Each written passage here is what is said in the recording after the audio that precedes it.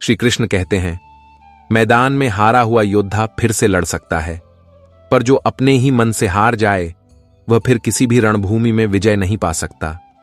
मन की हार सबसे गुप्त पर सबसे घातक होती है, और जो व्यक्ति गिरने के बाद भी उठने की हिम्मत रखता है वही असली विजेता कहलाता है। हर बार नहीं, हर कोई तुम्हारी मुस्कान देखकर खुश नहीं होता। कुछ चेहरे सामने मुस्कुराते हैं पर भीतर ही भीतर तुम्हारी रोशनी से जलते हैं। इसलिए अपनी हर खुशी सबके सामने रखना जरूरी नहीं। कभी कभी खुशियां सिर्फ अपने तक रखना ही सबसे बड़ी समझदारी होती है। कुंभकर्ण जैसा कोई एक भाई जीवन में जरूर होना चाहिए जो परिणामों से अनजान नहीं, फिर भी तुम्हारा साथ ना छोड़े।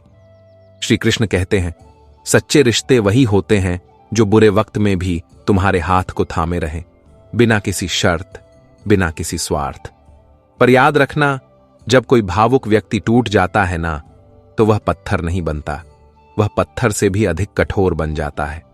उसके विश्वास की परत इतनी मोटी हो जाती है कि फिर उसमें किसी के लिए भी जगह बनाना आसान नहीं होता। जय श्री राधे कृष्ण। प्रिय मित्रों, आइए प्रार्थना करें। हे कृष्णा, जो भी भक्त आज इस अमृतवाणी को सुन रहा है, उनके जीवन में आपकी कृपा सदा बनी रहे और उनके सभी कष्ट दूर हों। मित्रों, इस अद्भुत वाणी को सुनने से पहले अपने विचार और भक्ति को व्यक्त करते हुए नीचे कमेंट में जय श्री राधे कृष्ण जरूर लिखें। आपकी यह भक्ति हमारी इस यात्रा को और भी अद्भुत बनाएगी। तो चलिए, बिना देरी किए इस दिव्य यात्रा की ओर बढ़ते हैं। दिमाग और छाता सिर्फ तब काम करते हैं जब खुले हों। बंद होने पर दोनों ही बोझ बन जाते हैं। जो इंसान अपने सोचने की शक्ति को बंद कर लेता है, वह धीरे धीरे सच्चाई से अंधा हो जाता है और फिर दूसरों की राय ही उसका धर्म बन जाती है। समय की चाल सब कुछ बदल सकती है, मित्रों को शत्रु और शत्रुओं को मित्र बना सकती है, क्योंकि अंत में सब कुछ स्वार्थ के तराजू में तोला जाता है। अगर ऊंचाई की ओर जाना है तो अपने भीतर के अहंकार को छोड़ना पड़ेगा। जो खुद को हल्का कर लेता है वही ऊंचाइयों को छूता है, क्योंकि जो खुद को भारी बना लेता है वह अपने ही वजन से नीचे गिर जाता है। इच्छाएं कभी थमती नहीं, एक पूरी हो तो दूसरी जन्म ले लेती है। यह एक अनंत दौड़ है जहां अंत कभी आता ही नहीं। जो व्यक्ति इच्छाओं के पीछे भागता है वह शांति को खो बैठता है, लेकिन जो अपनी जरूरतों को सीमित कर ले वह साधारण जीवन में भी असाधारण आनंद पा लेता है। श्री कृष्ण कहते हैं, तुम्हारी जिंदगी में जो कुछ हो रहा है उसका कारण कोई और नहीं, तुम ही हो। हालांकि यह सुनना कड़वा लगता है, पर यही जीवन का सबसे गहरा सत्य है। हम अपने कर्मों से ही अपनी परिस्थितियां गढ़ते हैं। किस्मत कोई किताब नहीं जो पहले से लिखी हुई हो। कर्म ही उसकी कलम है और मन ही उसका लेखक। और जब तक हम यह स्वीकार नहीं करते, हम बस दूसरों को दोष देते रहते हैं। हर बार किसी और को जिम्मेदार ठहराकर अपने जीवन की बागडोर खुद खो देते हैं। श्री कृष्ण कहते हैं, अगर सफलता देर से मिले तो दुखी मत हो, क्योंकि जो महल बनता है वह एक एक ईंट से धीरे धीरे सजता है। छोटे मकान तो एक सीजन में तैयार हो जाते हैं, लेकिन जो सपना इतिहास बनाता है उसमें वक्त लगता है। जो लोग छोटी सफलताओं से ही तृप्त हो जाते हैं वह कभी आसमान तक नहीं पहुंचते। बड़े सपने देखने वालों को अक्सर ताने मिलते हैं, पर वही ताने एक दिन तालियों में बदलते हैं। लोग बदलेंगे, बिल्कुल बदलेंगे, कभी चेहरे से, कभी रवैये से, कभी नजरों से, तो कभी जुबान से। लेकिन तुम्हारा दिल तब तक टूटा नहीं मानना जब तक तुम खुद को बदलने की जरूरत महसूस ना करने लगो। जो लोग बिना कारण बदल जाएं, उन्हें सहेज कर रखने की गलती मत करना, क्योंकि जो तुम्हारा था ही नहीं वह बस समय काट रहा था। रिश्ते कांच की तरह होते हैं, चमक तभी तक है जब तक सच्चाई की रोशनी हो, वरना झूठ का अंधेरा उन्हें चकनाचूर कर देता है। और अगर स्वार्थ दाखिल हो जाए तो अपने भी पराये हो जाते हैं। इसीलिए धन देखकर नहीं, मन देखकर जोड़ो रिश्ता। पैसे से खरीदी दोस्ती में इमोशन नहीं होता, और दिल से बनी रिश्तेदारी में कभी कीमत नहीं होती। कभी सोचा है, एक मामूली पत्थर की असली कीमत कब समझ आती है? जब सुनसान सड़क पर भौंकते कुत्तों के बीच वही पत्थर ढाल बनकर हाथ में आता है। छोटी चीजें अक्सर तब समझ आती हैं जब उनकी गैर मौजूदगी हमारी सांसें थमा दे। जब कोई अजनबी तकलीफ दे तो हम गुस्से से थर्रा जाते हैं, पर जब कोई अपना दिल दुखा जाए तो गुस्से के साथ साथ आंखों में बाढ़ भी आ जाती है, क्योंकि जो दिल के सबसे करीब होता है वही सबसे गहरे जख्म देता है। रिश्ते सिर्फ मजबूती से नहीं, ईमानदारी से चलते हैं। कोई मायने नहीं रखता कि तुम किसी के लिए क्या थे, लोग तुम्हें छोड़ देंगे जब उन्हें कोई बेहतर मिल जाएगा। पर जो सच्चा होता है वह तब भी नहीं बदलता जब उसकी जगह कोई और ले ले। घड़ी के कांटे बहुत लोग ठीक कर सकते हैं, पर जीवन का समय वह सिर्फ परमात्मा ही ठीक करता है। इंसान की फितरत भी बड़ी अजीब है। जब रिश्ते में होते हैं तो कदर नहीं करते, और जब रिश्ता टूट जाता है तो उसी की यादों में खुद को तोड़ते हैं। सच तो यह है कि हमें चीजों की कीमत उनके खोने के बाद ही समझ आती है, चाहे वह वक्त हो, रिश्ते हों या फिर खुद पर भरोसा। जो इंसान हर किसी को खुश करने की कोशिश में लगा रहता है, वह अंत में खुद को ही सबसे ज्यादा नाखुश पाता है। क्योंकि दुनिया एक आईना है, यह तुम्हारे चेहरे पर वही भाव दिखाएगी जो तुम्हारे मन में चल रहा है।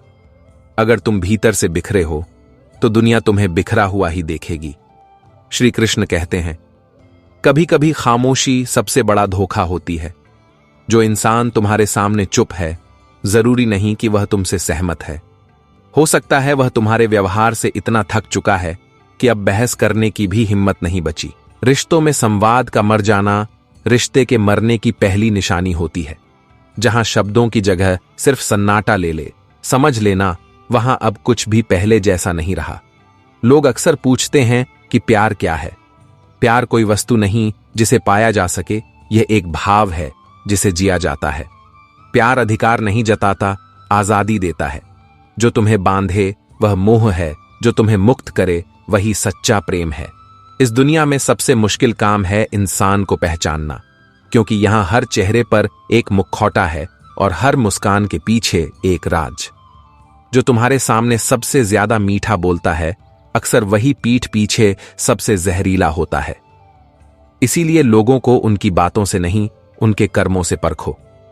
बातें तो हवा में घुल जाती हैं, पर कर्म आत्मा पर अपनी छाप छोड़ जाते हैं।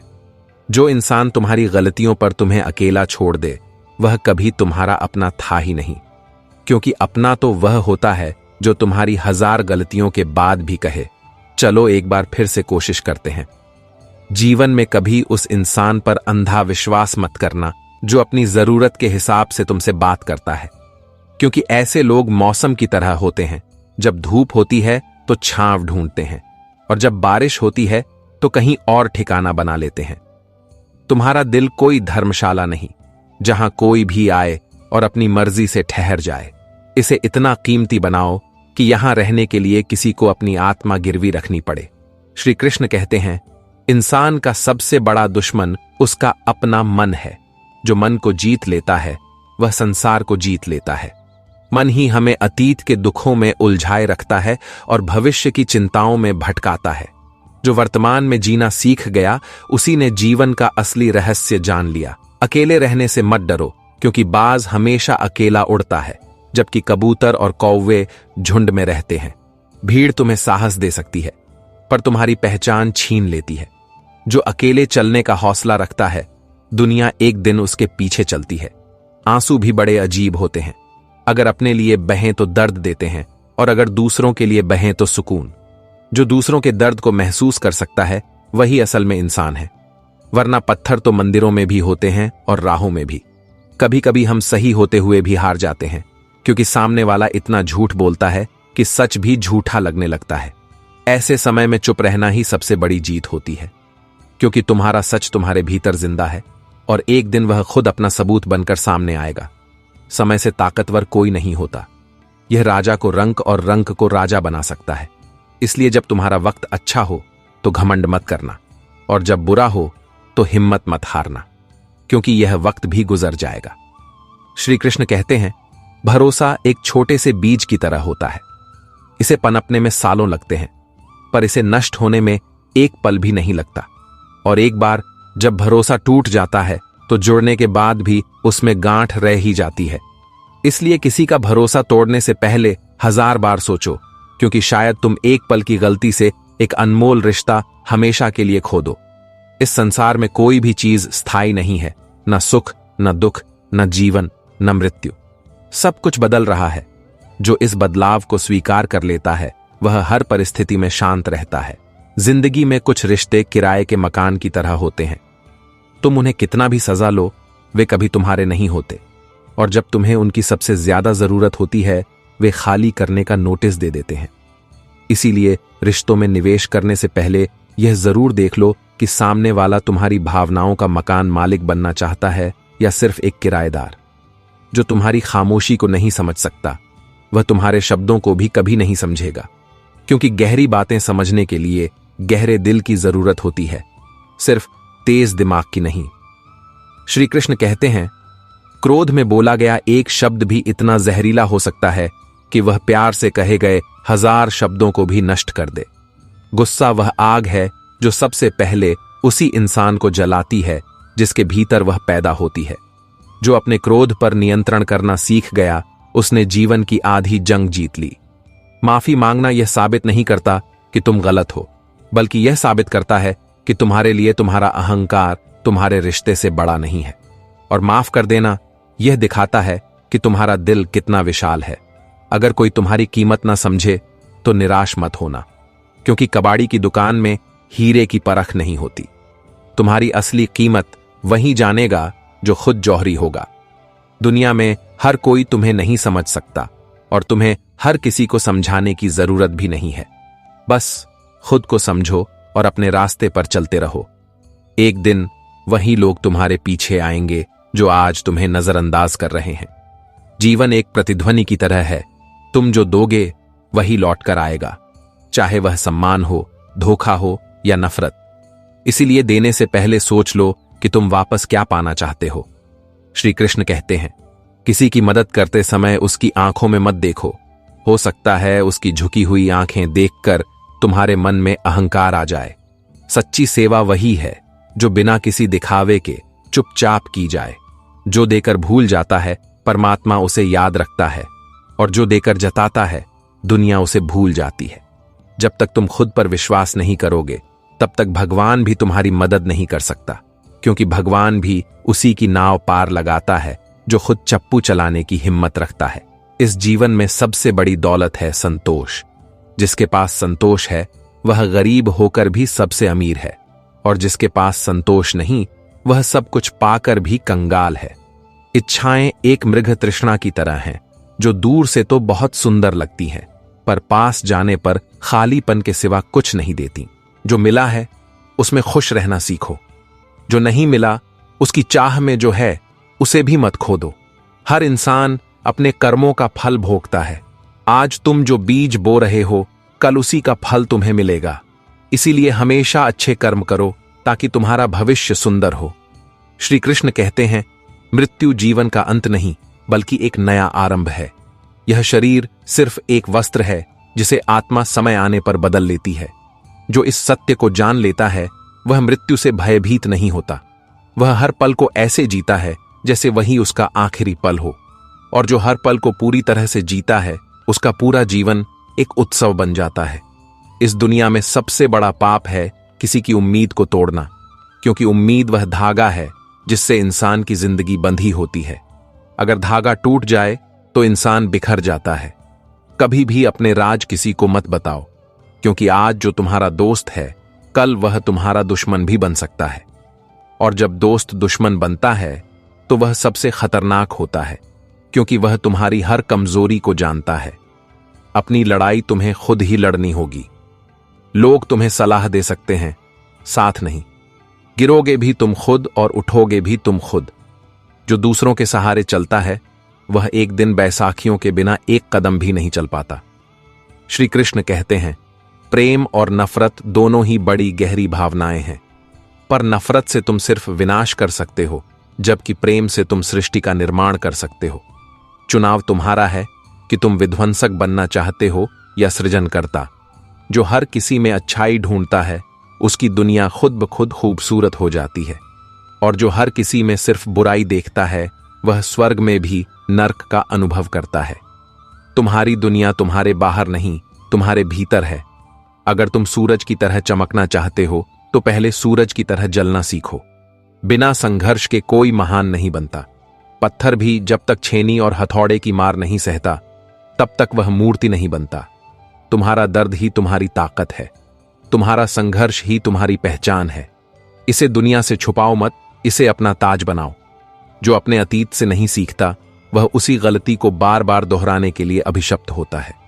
अतीत को भूलो मत, उससे सीखो और आगे बढ़ो। श्री कृष्ण कहते हैं, ज्ञान वह प्रकाश है जो अज्ञान के अंधकार को मिटा देता है। पर सच्चा ज्ञानी वह नहीं जिसे बहुत कुछ पता है, बल्कि वह है जो यह जानता है कि वह कुछ भी नहीं जानता। जिसमें सीखने की ललक हमेशा बनी रहती है, वही ज्ञान के सागर में डुबकी लगा सकता है। अहंकार ज्ञान का सबसे बड़ा शत्रु है। जहां अहंकार होता है, वहां ज्ञान नहीं टिकता। विनम्रता ही ज्ञान का द्वार है। जो झुकना जानता है, वही सब कुछ पा सकता है। अंत में श्री कृष्ण कहते हैं कि जीवन का सार सिर्फ 2 शब्दों में है, धैर्य और कर्म। धैर्य रखो, क्योंकि सही समय पर सब कुछ मिलेगा, और कर्म करते रहो, क्योंकि बिना कर्म के कुछ भी नहीं मिलेगा।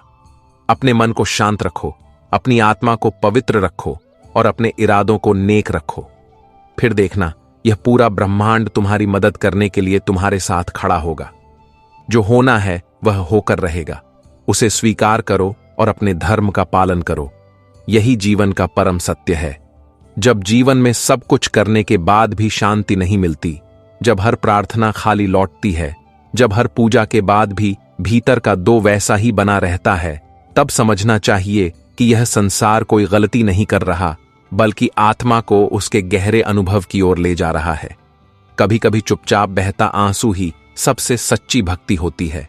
जब हाथ जोड़कर मांगने से कुछ ना मिले, तब मौन में बैठकर आत्मा से पूछना चाहिए, क्या वास्तव में मांगना ही भक्ति है?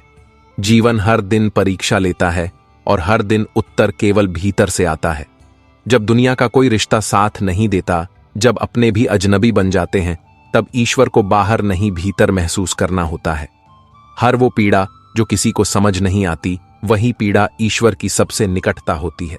दुख केवल एक दरवाजा है जिसके पार वो मौन खड़ा है, जो सब कुछ सुनता है, सब कुछ जानता है, पर कुछ नहीं कहता, क्योंकि कहने से पहले सिखाना जरूरी है। जब शरीर थक जाए और मन प्रश्नों से भर जाए, तब समझो आत्मा अब उस मौन का उत्तर पाने के लिए तैयार हो रही है, जिसमें ना कोई शब्द है, ना कोई तर्क, बस एक शांति है, जो केवल तब मिलती है जब सब कुछ छोड़कर उसे स्वीकार किया जाए। हर वो क्षण जब मन में घुटन होती है, जब ऐसा लगता है कि कोई नहीं समझता, जब अपने भी अपनेपन से दूर हो जाएं और पूजा के दीपक बुझ जाएं, तब आत्मा से एक सवाल उठता है, क्या वाकई ईश्वर है? और यही वह पल होता है जब ईश्वर सबसे ज्यादा करीब होता है। ईश्वर को देखने की चेष्टा आंखों से नहीं, हृदय की पीड़ा से होती है।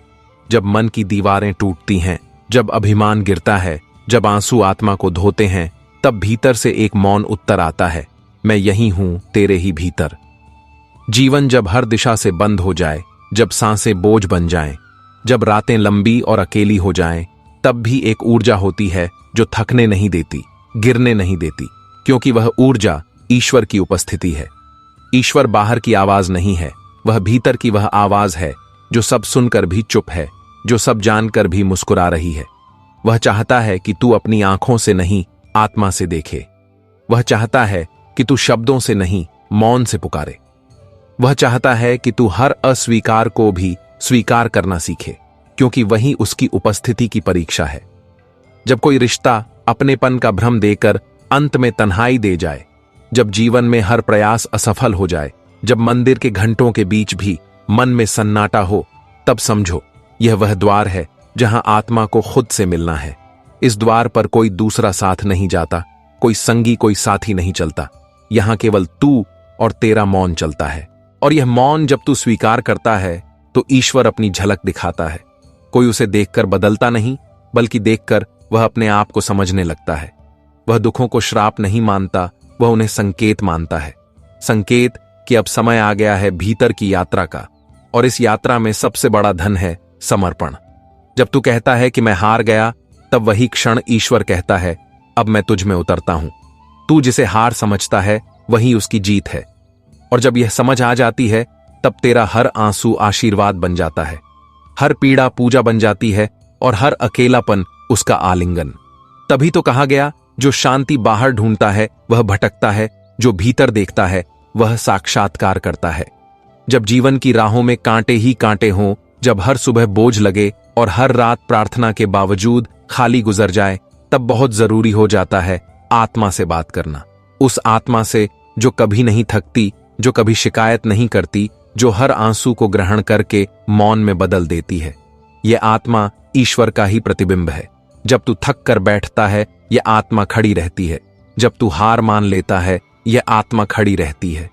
यह वही स्थान है जहां ईश्वर अपनी सबसे बड़ी भूमिका निभाता है, बिना बोले बिना दिखे, केवल महसूस होकर। जब जीवन तुझे बार बार गिराए, बार बार रुलाए, तब एक बार अपने भीतर झांक कर देख, कोई तुझे हर बार थामता रहा है बिना कोई शोर किए।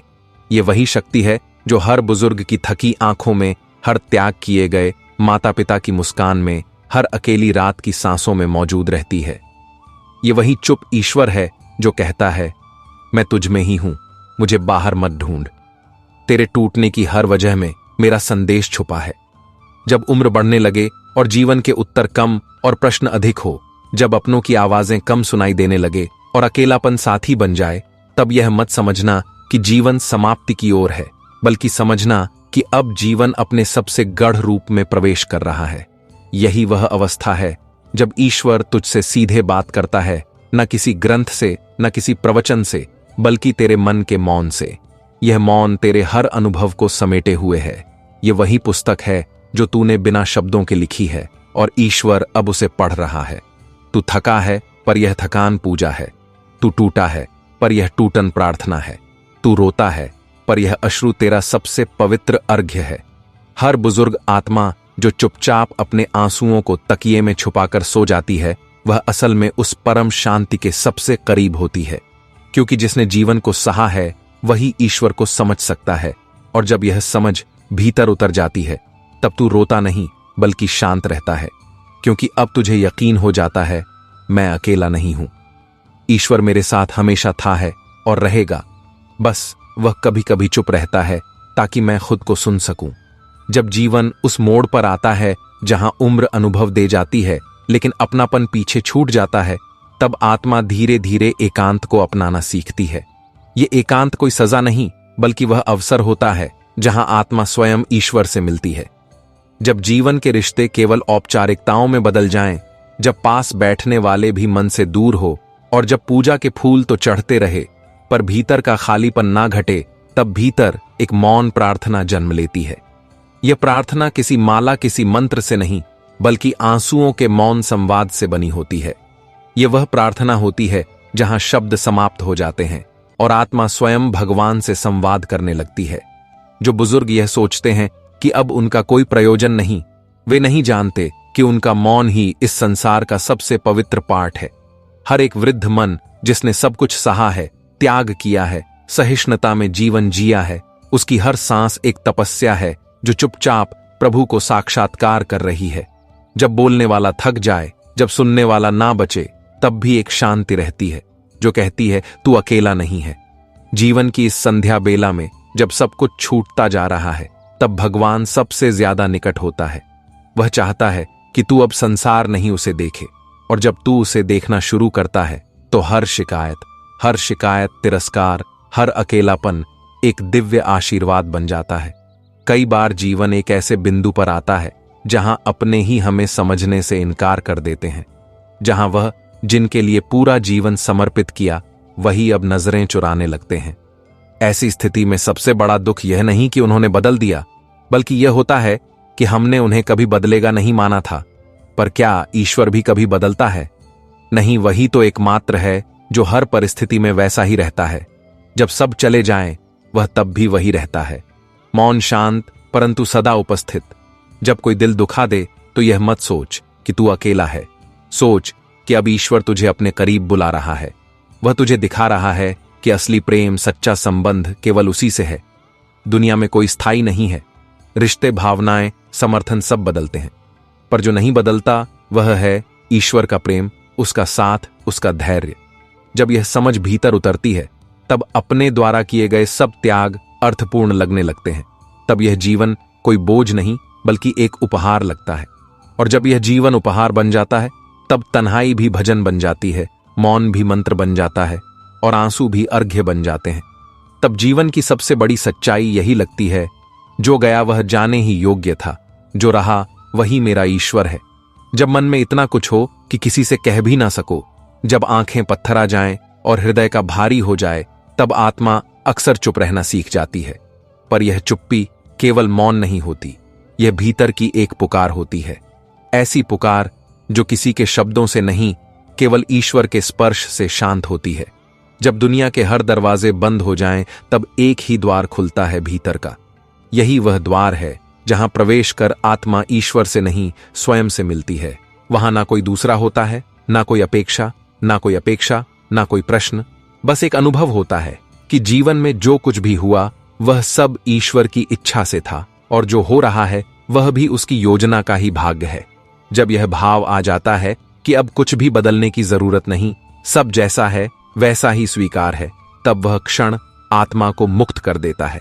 और उस मुक्ति में जो शांति होती है, वह किसी तीर्थ से नहीं मिलती, वह किसी उपदेश से नहीं आती, वह केवल मौन समर्पण से जन्म लेती है। इसीलिए जब कोई बुजुर्ग यह अनुभव करता है कि अब कहने को कुछ नहीं, तब समझना चाहिए कि अब सुनने वाला केवल एक ही है, ईश्वर, और वही अब उसका सच्चा श्रोता है। जब थक कर कोई सोचता है कि अब और नहीं सहा जाएगा, तब भी एक अदृश्य शक्ति होती है जो उसे संभाले रहती है। यह शक्ति कोई बाहरी देवता नहीं, बल्कि वही अंतरात्मा है जिसे पूरे जीवन पूजा गया था, जिसे भगवान के नाम से जाना गया। जीवन जब पीड़ा देता है तो केवल दुख नहीं देता, वह साथ में एक दृष्टि भी देता है, जो यह देख लेता है कि हर दुख अपने साथ कोई संदेश लेकर आया है, वह दुख में भी दिशा पा लेता है। जब वर्षों की तपस्या, सेवा और समर्पण के बावजूद बदले में अकेलापन मिलता है, तब यह सवाल उठता है कि क्या कुछ व्यर्थ गया? नहीं, कुछ भी व्यर्थ नहीं जाता। जो सेवा तूने की वह तेरी आत्मा का श्रृंगार बन गई, जो त्याग तूने किया वह तेरे भीतर की गहराई बन गया, और जो तुझे नहीं मिला वह तुझे किसी और रूप में मिलेगा, शायद मौन में, शायद आत्मसंतोष में, शायद ईश्वर की असीम शांति में। यही शांति सबसे बड़ा फल है, यही असली आशीर्वाद है। जो अपने कर्तव्य से डिगा नहीं, वह कभी ईश्वर से दूर नहीं होता। इसलिए जब सब समाप्त होता प्रतीत हो, तब समझना अब सच्चा आरंभ होने वाला है भीतर से। हर बार जब जीवन कुछ छीनता है, वह कुछ और देने की तैयारी करता है, पर अक्सर हमें केवल वह छिना हुआ ही दिखता है, और यही कारण है कि हम दुखी होते हैं। जब कोई सहारा छूट जाता है तो दुख होता है, लेकिन क्या हमने देखा कि अब हमारी आत्मा और मजबूत हो गई? जब कोई साथ नहीं देता तो अकेलापन लगता है, लेकिन क्या हमने महसूस किया कि अब हमारे भीतर ईश्वर बैठ गया है? जीवन केवल पाने का नाम नहीं है, यह खोने में सीखने की यात्रा भी है। हर बुजुर्ग जो जीवन के अंतिम पड़ाव पर खुद को अकेला महसूस करता है, वह यह भूल जाता है कि अब वह संसार से नहीं, ईश्वर से जुड़ने की अवस्था में है। अब ना कोई जिम्मेदारी है, ना कोई आकांक्षा, अब केवल वह मौन है जिसमें प्रभु की उपस्थिति गूंजती है। यह मौन बहुत अनमोल है, यह वह स्थान है जहां आत्मा सब कुछ समर्पित कर चुकी है। अब बस वह बैठी है प्रभु के चरणों में अपनी अंतिम शांति के लिए। और यह शांति तब आती है जब हम यह समझ लेते हैं, मैंने बहुत कुछ खोया पर खुद को पाया है। और जब खुद को पाया, तब जाना खुद के भीतर ही भगवान है। जब कोई थक कर पूजा पाठ बंद कर देना चाहता है, जब लगने लगे कि कोई भी मंत्र काम नहीं कर रहा, जब हर दीपक जलाने के बाद भी अंधेरा गहराता जाए, तो उस अंधकार को देख घबराना नहीं चाहिए। वह अंधेरा कोई दंड नहीं, वह आत्मा का परीक्षण है। जब वर्षों की आराधना के बाद भी जीवन में क्लेश बढ़ता है, तब कोई भीतर से टूटता है, पर यह टूटन दरअसल एक पुनर्निर्माण है। यह भीतर की मिट्टी को तैयार कर रही है एक नई अनुभूति के बीज के लिए। जो बाहरी सुखों में नहीं मिला, अब वही भीतर के मौन में उगना शुरू होता है। जब संसार की दौड़ थम जाती है, जब रिश्तों का शोर शांत हो जाता है, जब समय खुद को धीमा कर देता है, तब आत्मा से एक नई यात्रा शुरू होती है। और इस यात्रा में सबसे पहला साथी होता है तू स्वयं। यह यात्रा कठिन है क्योंकि अब कोई दूसरा नहीं होता, बस स्वयं का चेहरा होता है जिसे देखने से लोग डरते हैं। पर जिसने स्वयं को देखा, उसने ही ईश्वर को देखा। और वह ईश्वर जिसे मंदिरों में ढूंढते रहे, वही अब इस एकांत में प्रकट होता है। उसकी उपस्थिति किसी आवाज में नहीं बल्कि उस मौन सिसकियों में होती है जिन्हें कोई और नहीं सुन सकता। इसलिए जब कोई पूछे इतने वर्षों की पूजा का फल क्या मिला, तो उत्तर यही होना चाहिए, मुझे ईश्वर मिला, उस रूप में जो सबसे पवित्र है, मौन में मेरे भीतर। जब जीवन में सब कुछ कर लेने के बाद भी खालीपन रह जाए, जब रिश्तों को बचाने के लिए सब कुछ देने के बाद भी वे दूर चले जाएं, जब मंदिर की हर घंटी सुनाई दे लेकिन मन के भीतर एक मौन बना रहे, तब यह कोई सजा नहीं होती, यह वह अवसर होता है जहां आत्मा अब ईश्वर की सच्ची अनुभूति के लिए तैयार हो रही होती है। हर वह आंसू जो चुपचाप गिरता है, हर वह रात जो नेह शब्द बीतती है, हर वह विचार जो किसी को नहीं बताया गया, वही वह क्षण होते हैं जहां भीतर का देव जागता है। यह जागरण किसी पर्व से नहीं आता, यह जन्म लेता है टूटन की पीड़ा से, अपनों के तिरस्कार से और उस अंतहीन इंतजार से जहां वर्षों तक किसी को स्नेह की एक झलक तक नहीं मिलती। पर ईश्वर इसी टूटन में मुस्कुराता है। वह देखता है सब कुछ, पर वह तब तक उत्तर नहीं देता जब तक आत्मा स्वयं को उसके हवाले ना कर दे। जब तक कोई कहता है अब मैं कुछ नहीं चाहता बस तुझे, तब वह कृपा की वर्षा करता है जो अश्रुओं में भी आनंद दे देती है। और जब यह कृपा भीतर उतरती है, तब कोई अकेला नहीं रहता, तब वृद्धावस्था भी सौभाग्य लगती है। तब वह जीवन जिसका कोई अर्थ नहीं लग रहा था, वह स्वयं ईश्वर का अर्थ बन जाता है। बहुत बार जीवन में ऐसा होता है कि हर काम धर्म के अनुसार किया गया, हर रिश्ता निभाया गया, हर जिम्मेदारी पूरी की गई, फिर भी अंत में बदले में मिला सिर्फ तिरस्कार, अवहेलना और अकेलापन। ऐसे में मन कहता है, क्या यह जीवन केवल धोखा था? पर ईश्वर की दृष्टि से देखा जाए तो यह सबसे बड़ा योग है। यह वह अवस्था है जहां आत्मा की परीक्षा नहीं बल्कि उसे ईश्वर की निकटता का पुरस्कार मिल रहा होता है। जब कोई सब कुछ सहकर चुप रहता है, जब कोई अपनी वेदना को भी मुस्कान में बदल देता है, तब वह नश्वर शरीर से ऊपर उठ जाता है, तब वह दिव्यता को प्राप्त करता है। उस समय वह किसी को बताने की आवश्यकता नहीं समझता, क्योंकि उसे अब किसी की समझ की आवश्यकता नहीं रहती। अब उसे केवल ईश्वर की उपस्थिति का एहसास होता है, और यह एहसास ही आत्मज्ञान है। तब हर दिन एक साधना बन जाता है, हर सांस एक भजन बन जाती है और हर आंसू एक चढ़ावा। संसार चाहे कुछ भी कहे, अब वह आत्मा जानती है कि जो कुछ भी मिला या छिना, वह केवल उसे ईश्वर के और करीब लाने का मार्ग था। और यही वह रहस्य है जिसे कोई धर्म ग्रंथ नहीं समझा सकता, केवल आत्मा अनुभव कर सकती है। जब उम्र बीत जाती है और जीवन के अनुभव कड़वे हो जाते हैं, जब सब कुछ कर लेने के बाद भी मन की प्यास न बुझती हो, तब समझना चाहिए कि अब समय आ गया है भीतर झांकने का। अब वह समय है जब न कोई उपदेश चाहिए, न कोई दया, अब बस मौन चाहिए और उस मौन में ईश्वर का आलिंगन चाहिए। यह वह अवस्था है जहां मन संसार से हटकर आत्मा की ओर मुड़ता है। जो बुजुर्ग यह सोचते हैं कि अब उनकी उपयोगिता समाप्त हो गई, वे नहीं जानते कि अब वे अपनी आत्मा की सबसे ऊंची अवस्था में पहुंच रहे हैं। अब वे केवल देखने वाले नहीं, अब वे ईश्वर के प्रतिबिंब बन रहे हैं। अब उनकी सांसें पूजा बन चुकी है, उनकी चुप्पी साधना बन चुकी है और उनका मौन आशीर्वाद बन चुका है। कोई जाने या ना जाने, ईश्वर जानता है। और जब यह सच्चाई भीतर उतरती है, तब जीवन का हर कटु अनुभव एक फूल बन जाता है, हर चोट एक माला का मोती और हर आंसू एक गंगा जल का बूंद।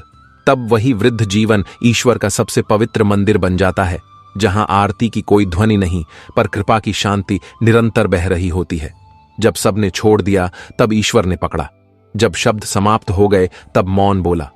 जब रातें लंबी हो गई, तब वही मौन ईश्वर बन गया। जीवन की इस सबसे कठिन अवस्था में, जहां मन थक जाता है, शरीर साथ नहीं देता और अपनों की आवाज भी खो जाती है, वहीं एक नई दुनिया शुरू होती है। यह कोई संसार नहीं या आत्मा का आकाश है। यहां कोई रिश्ता नहीं, कोई अपेक्षा नहीं, कोई दुख नहीं, केवल वह दिव्य अनुभव है जिसे समझाया नहीं जा सकता, केवल जिया जा सकता है। जब कोई कहता है मैं हार गया, वही क्षण ईश्वर कहता है अब मैं तुझे पूरा करूंगा। जब सब दूर हो जाए तो डर मत, क्योंकि अब तेरा सबसे निकट आने वाला सिर्फ एक है, वही जो कभी ना छोड़े, ना बदले, ना थके, तेरा ईश्वर। जो अब तक तेरे हर आंसू को बिना कहे समझता रहा, अब वही तुझ में बसने आ रहा है। तू तैयार हो, केवल अपने मन के द्वार को खोल दे, बाकी सब उसे सौंप दे, पीड़ा, चिंता, अकेलापन, सब कुछ। और फिर देख कैसे तेरे भीतर की पीड़ा प्रभु की उपस्थिति में बदल जाती है। जब जीवन के सारे प्रश्न बार बार दोहराए जाएं और उत्तर की आशा धुंध में खो जाए, तब आत्मा थक कर मौन की शरण लेती है। यह मौन केवल चुप्पी नहीं, यह ईश्वर का आमंत्रण है। जब सब करने के बाद भी कोई अंतर नहीं आता, जब दुआएं आकाश में खो जाएं, जब हर दीपक बुझ जाए और आरती की आवाज भीतर तक न पहुंचे, तब समझ लेना चाहिए कि ईश्वर अब उस रूप में नहीं, उस गहराई में मिलेंगे जहां शब्द नहीं पहुंचते, जहां केवल एक अनुभूति है कि सब कुछ होते हुए भी कुछ नहीं है और कुछ ना होते हुए भी सब कुछ है। यह अनुभूति तब आती है जब आत्मा का वस्त्र फट चुका होता है, जब जीवन की कठोरता ने उसे नंगे सत्य के सामने खड़ा कर दिया होता है। यही वह क्षण होता है जब भक्ति, साधना और प्रतीक्षा तीनों मिलकर आत्मा को ईश्वर के पास खींच लाते हैं। अब ना कोई मंदिर चाहिए, ना कोई मूर्ति, ना कोई संस्कार, अब बस भीतर की गूंज काफी है। जब वह गूंज आत्मा को पुकारती है, तब वही आवाज बनती है शाश्वत शांति की। जब यह गूंज भीतर उतर जाती है, तब बाहर की दुनिया एक स्वप्न बन जाती है और ईश्वर एक सच्चाई, वही सच्चाई जो न कभी बदले, न टूटे, न दूर हो। और उस सच्चाई के सामने जब आत्मा नतमस्तक होती है, तब उसे न रोना आता है, न कहना, बस मौन में बह जाना आता है। न कहना, बस मौन में बह जाना आता है। बहुत बार जीवन किसी ऐसे मोड़ पर लाकर खड़ा कर देता है जहां पीछे सब जल चुका होता है और आगे कुछ दिखाई नहीं देता। वहां ना रास्ता होता है, न साथ, न उम्मीद। ऐसे समय में भीतर की शांति की तलाश एकमात्र प्रकाश होती है, परंतु वह भी तभी मिलती है जब सब कुछ खो चुका हो। जब हर वह रिश्ता जिसकी खातिर उम्र भर समर्पण किया, अब अपनेपन की परिभाषा से भी बाहर चला जाए। जब हर वो प्रयास जो किसी मुस्कान के लिए किया गया, अब केवल उपेक्षा में डूब जाए, तब आत्मा ईश्वर से पूछती है, क्या यह मेरी तपस्या का फल है? और ईश्वर उस क्षण मौन रहता है, क्योंकि वह जानता है कि जब तू उत्तर नहीं पाएगा, तब तू सच्चा प्रश्न करेगा, और यही प्रश्न तुझे प्रभु तक ले जाएगा। वह तुझे तर्कों में नहीं, समर्पण में मिलेगा। वह कहेगा, अब तक तू मेरे मंदिरों में रहा, अब तू मेरी आंखों में आकर देख। और जब आत्मा उस मौन दृष्टि में डूब जाती है, तब उसे समझ आता है कि वह जो टूटन थी, वह तो केवल द्वार थी भीतर प्रवेश के लिए। और अब जब तू भीतर है, तो बाहर जो भी गया वह तेरा नहीं था, और जो मिला वह तुझे कभी नहीं छोड़ेगा। वह ईश्वर है, तुझ में ही बसता है, तुझसे ही बोलता है। जब सांझ जीवन की अंतिम देहरी पर बैठ जाती है, जब आंखें उस प्रकाश को ढूंढती हैं जो बाहर नहीं भीतर जलता है, तब आत्मा अपने असली घर की ओर लौटना शुरू करती है। यह घर किसी नगर, किसी गांव, किसी मकान में नहीं, यह घर आत्मा की गहराई में है, जहां प्रभु निवास करते हैं। अब ना कोई शब्द चाहिए, ना कोई शास्त्र, अब केवल मौन चाहिए और उसमें डूबा हुआ विश्वास चाहिए। अब संसार की भीड़, भाग दौड़, भ्रम सब निरर्थक लगते हैं। अब हर वह रिश्ता जो कभी जीवन का केंद्र था, अब धीरे धीरे छाया बनकर दूर होता जाता है। और यही वह अवसर होता है जब आत्मा को समझ आता है, सारा जीवन तो एक अभ्यास था उस अंतिम मिलन का। वह मिलन जो ना मृत्यु है, ना विस्मृति, वह मिलन तो पूर्ण एकता है ईश्वर के साथ। जो बुजुर्ग इस अवस्था में पहुंचते हैं, उनके पास बताने को बहुत कुछ होता है, लेकिन कहने को कुछ नहीं बचता, क्योंकि अब उनके भीतर सब कुछ शांत है। न कोई शिकायत, न कोई इच्छा, बस एक भाव जो मिला, अच्छा मिला। जो छिन्ना वह भी उसका ही प्रसाद था। यह भाव सबसे ऊंचे योग की अवस्था है, जहां हर सांस ईश्वर की कृपा बन जाती है।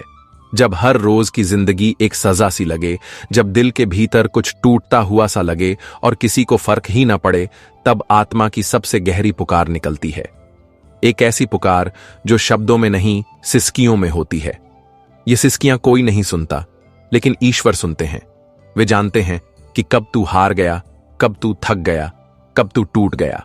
वे सब देख रहे होते हैं, पर चुप रहते हैं, क्योंकि वे जानते हैं यह टूटन जरूरी है। जब तक तू स्वयं ना कहे, अब मैं नहीं बस, तू तब तक वह हस्तक्षेप नहीं करता। जब तू सब कुछ थक कर छोड़ देता है, तब वह तुझे थामता है। जब तू कहता है कोई नहीं है मेरे साथ, तब वह कहता है, मैं हमेशा था, पर तू बाहर देख रहा था। यह जीवन किसी को परखने का माध्यम नहीं, यह ईश्वर के साक्षात्कार की यात्रा है। और जो इस यात्रा में गहराई से उतरता है, वह जानता है कि पीड़ा केवल द्वार है प्रभु के अनुभव का। जब यह समझ आत्मा में बस जाती है, तब ना कोई दुख बड़ा लगता है, न कोई अकेलापन भारी, क्योंकि तब आत्मा को एहसास होता है, मैं तन्हा नहीं, प्रभु मेरी प्रत्येक सांस में समाये हुए हैं। जब जीवन में सब कुछ चुभ जाए, रिश्ते, शब्द, विश्वास, सहारा और केवल एक दीवार सी खड़ी रह जाए जहां हर आवाज टकरा कर लौट जाए, तब भी एक ऐसी शक्ति होती है जो भीतर से बोलती है, तू अकेला नहीं है। यही वह आवाज है जो न जाने कितने वर्षों की प्रार्थना, भक्ति और साधना का फल होती है। यह आवाज कोई कानों से नहीं सुनता, यह तो केवल आत्मा से महसूस होती है। जब कोई और नहीं समझता, जब अपनी भी समझ खत्म हो जाए, तब यह भीतर की आवाज ईश्वर बन जाती है। वह ना बोलती है, ना मार्ग दिखाती है, पर उसकी उपस्थिति से ही सब कुछ सरल होने लगता है। जब शरीर थक जाए, उम्र बोझ लगे और हर दिन एक जिम्मेदारी बन जाए, तब समझना चाहिए कि ईश्वर अब हर पल को आशीर्वाद बना रहा है। वह चाहता है कि तू अब बाहर नहीं, भीतर यात्रा करे। वह चाहता है कि तू उसे अब शब्दों में नहीं, मौन में पहचाने। और जब तू मौन में डूबता है, तब वह सबसे ऊंचे प्रेम के रूप में प्रकट होता है। एक ऐसा प्रेम जो तुझसे कुछ नहीं चाहता, बस तुझे थामे रखना चाहता है। और तब तू समझता है कि वह जीवन जो बोझ लग रहा था, असल में वह प्रभु की गोद थी जिसमें तू सदा से था और सदा रहेगा। जब जीवन में हर रिश्ता अपने स्वरूप को खो देता है और सारा संसार केवल औपचारिकता लगने लगता है, जब बातें अर्थहीन हो जाए और मौन भी बोझ लगने लगे, तब आत्मा धीरे धीरे उस मुकाम पर पहुंचती है जहां उसे केवल एक ही पुकार सुनाई देती है, भीतर की। यह पुकार किसी बाहरी आवाज से नहीं आती, यह उस पीड़ा के बीच फूटती है जहां आंसू बहते बहते सूख जाते हैं, पर दर्द अब भीतर बैठा रहता है। यह वह समय होता है जब सारी चेतना एक ही प्रश्न में विलीन हो जाती है, क्या अब मेरे जीवन का कोई अर्थ बचा है? और तभी उत्तर आता है मौन में। वह उत्तर शब्दों में नहीं होता, पर उसकी गूंज हृदय को भेद जाती है। यह उत्तर कहता है, अब तक तू संसार से जुड़ा रहा, अब तू मुझसे जुड़ने के लिए तैयार है। और जब आत्मा इस उत्तर को स्वीकार करती है, तब उसे यह भी समझ आता है कि जीवन की सारी दौड़, सारे रिश्ते, सारे प्रयास केवल एक ही यात्रा के पूर्वाभ्यास थे, ईश्वर तक पहुंचने की यात्रा। जब यह यात्रा शुरू होती है, तब बुजुर्ग जीवन कोई बोझ नहीं, बल्कि सबसे पवित्र तीर्थ बन जाता है। तब हर सुबह केवल ईश्वर को देखने का साधन बनती है, हर सांस एक भजन बन जाती है और हर रात ईश्वर के आलिंगन में समर्पण की शांति। बहुत बार आत्मा रोती है, बिना आंसू के। बहुत बार वह चीखती है, बिना आवाज के। बहुत बार वह थकती है, बिना कोई दूरी तय किए। और इन सब के बीच एक शून्यता जन्म लेती है। यह शून्यता किसी हार की निशानी नहीं, यह आत्मा की पवित्रता की गहराई है। यही वह क्षण होता है जब कोई व्यक्ति बाहर की दुनिया से पूरी तरह कटकर भीतर की दुनिया की ओर मुड़ता है। और यह भीतर की यात्रा सबसे कठिन होती है, क्योंकि वहां कोई और नहीं होता, वहां केवल स्वयं होता है। वहां ना कोई सुनने वाला होता है, ना कोई सांत्वना देने वाला, बस ईश्वर होता है। मौन में अदृश्य, लेकिन संपूर्ण रूप से उपस्थित। और वही ईश्वर कहता है, जब तूने सब कुछ खो दिया, तब तूने मुझे पाया। जब सबने तुझे छोड़ दिया, तब मैंने तुझे अपनाया। तब आत्मा यह अनुभव करती है कि वर्षों की भक्ति, पूजा, उपवास सब इसी क्षण की तैयारी थी। जब यह भाव भीतर उतरता है, तब संसार में कुछ पाने का मोह समाप्त हो जाता है। अब कुछ भी चाहिए नहीं होता, क्योंकि सब कुछ मिल चुका होता है, प्रभु की उपस्थिति। और इस उपस्थिति के आगे हर पीड़ा छोटा लगने लगता है, हर अकेलापन सौभाग्य लगता है और हर सांस ईश्वर की कृपा की अनुभूति बन जाती है। दोस्तों, इस वीडियो में बस इतना ही। मैं आशा करता हूं कि आपको इस वीडियो से बहुत कुछ जानने को मिला होगा। वीडियो को लाइक और शेयर करके कमेंट में जय श्री राधे कृष्ण लिखना ना भूलें। और ऐसे ही ज्ञानवर्धक और प्रेरणादायी वीडियो पाने के लिए हमारे YouTube चैनल को सब्सक्राइब करके घंटी जरूर बजा दें। भगवान श्री कृष्ण आपको हमेशा प्रसन्न रखें। अपना ख्याल रखिएगा। जय श्री राधे कृष्णा।